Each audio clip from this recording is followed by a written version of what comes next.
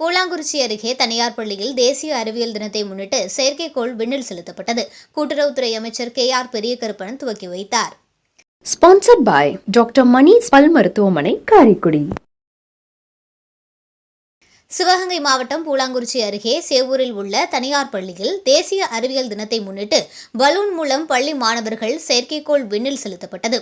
இந்திய விண்வெளி ஆராய்ச்சித் துறையின் அனுமதியுடன் நடைபெற்ற இந்நிகழ்வினை கூட்டுறவுத்துறை அமைச்சர் KR பெரியகருப்பன் துவக்கி வைத்தார். பள்ளி மாணவ மாணவிகள் திறந்தவெளி விண்வெளி அறக்கட்டளையுடன் இணைந்து உருவாக்கப்பட்ட 2 கிலோ எடையுள்ள செயற்கைக்கோளானது விண்ணில் சுமார் 30 கிலோமீட்டர் தூரம் உயரம் பறந்து அருகில் 40 கிலோமீட்டர் தொலைவில் உள்ள மேலூரில் திட்டமிடப்பட்டவாறு தரையிறங்கியது.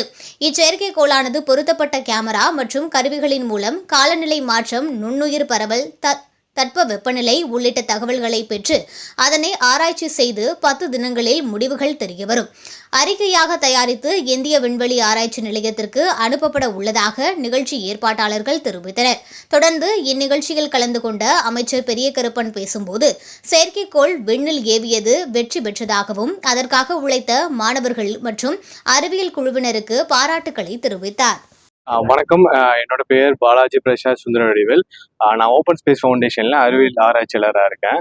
ஸோ கடந்த 7 மாசமா நம்ம செவ்வூரில் இருக்கக்கூடிய AVM பப்ளிக் மெட்ரிகுலேஷன் ஸ்கூல்ல ஒரு ரிசர்ச் பண்ணிட்டு இருக்கோம். அதோட ரிசர்ச் என்னன்னா, அட்மாஸ்பியர்ல இருக்கக்கூடிய நுண்ணுயிர்களை ஆராய்ச்சி பண்றதுக்காக அங்க படிக்கக்கூடிய மாணவர்களை நாங்கள் ட்ரைனிங் கொடுத்துட்டு இருந்தோம். அதோட வகையில இன்னைக்கு நேஷனல் சயின்ஸ் டே அப்போ ஒரு அட்மாஸ்பியர் பலூன் யூஸ் பண்ணி விண்வெளியில, அதாவது நியர் ஸ்பேஸ்ல இருக்கக்கூடிய ஒரு லேயர்ல நம்ம நுண்ணுயிர்கள் இருக்கா இல்லையான்னு ஒரு ஆராய்ச்சிக்காக பலூனை நம்ம லான்ச் பண்ணியிருக்கோம். ஸோ இந்த லான்ச்ல நுண்ணுயிர்கள் என்ன தன்மையில இருக்கு, அந்த நுண்ணுயிர்கள் உண்மையிலே இருக்கா இல்லையா, அப்படி இருந்தா அந்த நுண்ணுயிர்கள் எப்படி அங்க வந்துச்சு, அந்த நுண்ணுயிர்களால என்னென்ன பாதிப்புகள் நமக்கு ஏற்படும் அப்படின்ற ஒரு ஆராய்ச்சியை நாங்கள் இங்கே நடத்திட்டு இருக்கோம். ஸோ இப்போ ஒரு லான்ச் பண்ணியிருக்கோம். இந்த லான்ச் ஒரு 30 கிலோமீட்டர் வரைக்கும் போகும். அதாவது ஸ்ட்ராட்டோஸ்பியர் என்று சொல்லக்கூடிய ஒரு லேயர்ல 30 கிலோமீட்டர்ஸ் வரைக்கும் போகும். போயிட்டு வெடிச்சிட்டு திருப்பி பேராஷூட் வழியா கீழே லேண்ட் ஆயிடும். ஸோ இந்த லேண்ட் ஆகுறதுல நாங்கள் ஒரு பேலோடு அப்படின்னு சொல்லுவோம். இதுல 2 பயாலஜிக்கல் பேலோடு வச்சிருக்கோம்.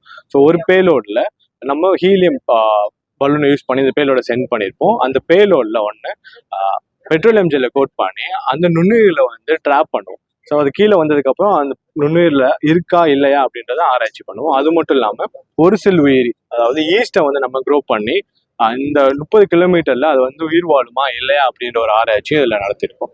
ஸோ இன்னும் ஒரு 15 நாளில் நமக்கு ரிசல்ட் கிடைக்கும். இந்த ரிசல்ட்ல நுண்ணுயிர்கள் இருக்கா இல்லையா அப்படின்றத நம்ம தெரிஞ்சுக்கலாம்.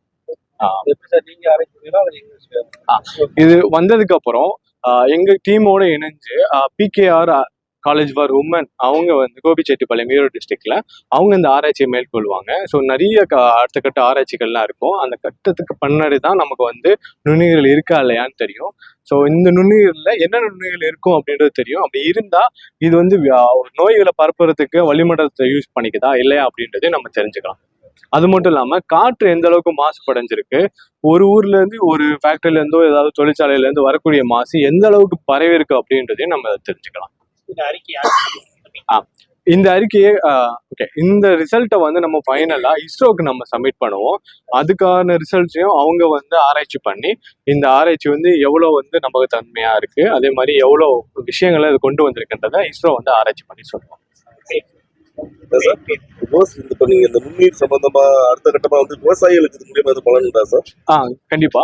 இப்போ ஒரு சில நல்ல நுண்ணுயிர்கள்லாம் பாத்தீங்கன்னா நிலத்துல இருந்துச்சுன்னா, ஒரு விவசாய நிலத்துல வந்துச்சு அப்படின்னா அங்க செடிகளையும் அந்த விவசாயம் பண்ணக்கூடிய பூமியும் நல்லா செழிப்பா வச்சிருக்கும். இந்த மாதிரி நுண்ணுயிர்கள் மலை வழியாகவும் கீழே வரலாம். ஸோ அந்த மாதிரி நுண்ணுயிர்களும் நம்ம காற்றுல இருக்கா அப்படின்றத நம்ம தெரிஞ்சுக்கலாம். இதனால காற்றோட தன்மையை பத்தி நம்ம தெரிஞ்சுக்கலாம். இது விவசாயத்துக்கும் நல்ல பயன். என்னோட name Balaji Prasad Sundaravadivel. Open space ஃபவுண்டேஷன்ல அறிவியல் ஆராய்ச்சியாளரா. Okay, thanks.